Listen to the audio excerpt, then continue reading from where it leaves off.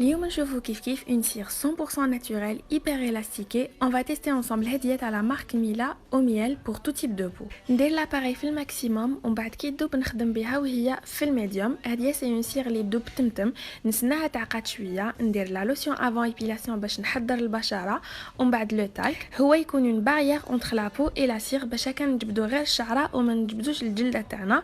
توجور ندير لا cire في نفس اتجاه نمو الشعر ونحيها في عكس الاتجاه.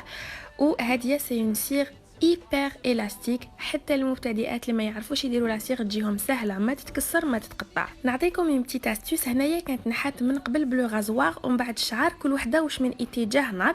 الوغ درت هاد لو موفمون باش نغلف مليح الشعره وتنحي لي كلش من الضربه الاولى. لابليكاسيون تاع هاد لا سيغ بزاف سهله، تساعد لي ديبيوتونت اي لي بروفيسيونيل، اون بليس ما ديرش الالرجي وماشي غاليه. شوفوا هنايا نحت ميم هادوك الشعرات اللي كانوا قصار. اي على فان ديروا لويل ابري